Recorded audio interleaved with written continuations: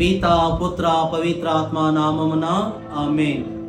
మత్తయి సువార్త 3వ అధ్యాయము పరిశుద్ధ వచనములు 16, 17. యేసు బప్తిస్మం పొంది నీటి నుండి వెంటనే వెలుపలకు వచ్చెను. అప్పుడు అదిగో ఆకాశము తెరవబడగా దేవుని ఆత్మ పావురము రూపమున దిగి వచ్చి తనపై నిలుచుటను చూచెను. అప్పుడు ఆకాశము నుండి ఒక దివ్యవాణి, ఈయన నా ప్రియమైన కుమారుడు, ఈయనను గూర్చి నేను అధికముగా ఆనందించుచు ఉన్నాను అని వినిపించెను. క్రీస్తు నాథుని యందు ప్రియ సహోదరి సహోదరులారా, దేవుని బిడ్డలారా, ముందుగా మీ అందరికీ క్రీస్తు ప్రభువు బప్తిస్మ పండుగ శుభాకాంక్షలు. ప్రియ సహోదరి సహోదరులారా, క్రిస్మస్ కాలాన్ని ముగించుకొని సామాన్య కాలములోనికి అడుగు పెడుతున్నాం. ఈ జ్ఞానస్నానం పండుగ ద్వారా క్రీస్తు జ్ఞానస్నానం లేక క్రీస్తు బప్తిస్మం అన్నది ఆయన యొక్క బహిరంగ జీవితానికి నాంది పలుకుతూ ఉంది. దైవ కుమారుడు ఈనాడు జ్ఞానస్నానం పొందడం మనం చూస్తూ ఉన్నాం. యోర్దాను నదిలో త్రిత్వైక సర్వేశ్వరిని, పితా పుత్ర పవిత్రాత్మనుడి సర్వేశ్వరిని ఈ జ్ఞానస్నానము ద్వారా లోకానికి తెలియపరుస్తూ ఉన్నాడు. జ్ఞానస్నానము అంటే జన్మ పాపము నుండి ఇతర పాపము నుండి మనను శుద్ధులుగా చేసి దేవుని బిడ్డలుగాను స్త్రీ సభకు ప్రియమైన వారిగాను చేసే దేవద్రవ్య అనుమానమే జ్ఞానస్నానం. జ్ఞానస్నానముతో మన జన్మ పాపము కడిగి వేయబడుతుంది.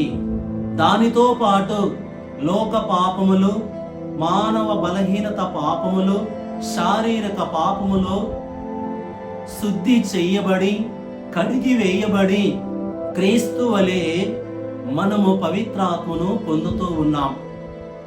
జ్ఞానస్నానము రోజున గురువు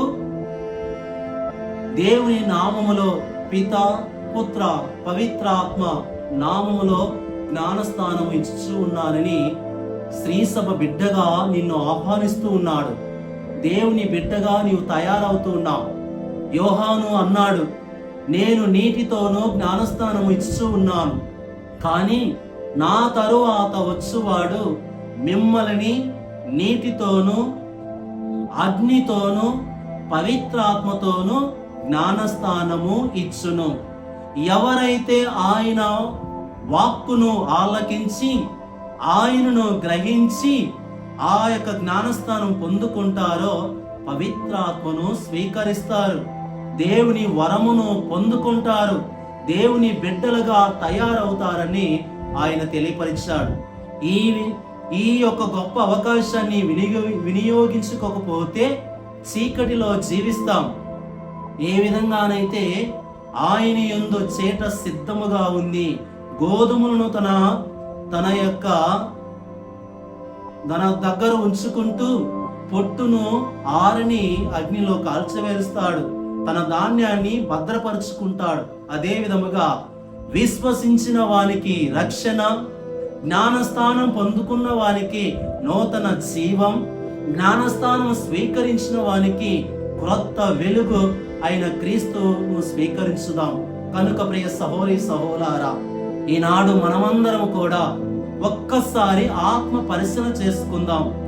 ఎక్కడ పవిత్రాత్మ మనలో ఉంది, పవిత్రాత్మ ఏ విధంగా మనలో అది ఫలింపజేస్తుంది, మనము పవిత్రాత్మతో ఎలా ప్రయాణిస్తున్నాం, ఆ పవిత్రాత్మ వరాలను ఎలా పొందుకొని ఇతరులకు మనం ఇస్తున్నామని ఆత్మ పరిశీలన చేసుకుందాం.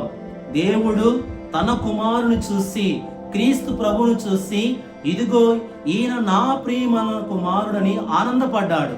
ఈరోజు నిన్ను నన్ను, మన సంఘాలను, మన యొక్క చర్చీలను, మన యొక్క బిడ్డలను చూచి పరలోకమందున్న తండ్రి ఆనాడు ఆనందించిన విధముగా ఈనాడు మనల్ని చూసి ఆనందింపగలడా?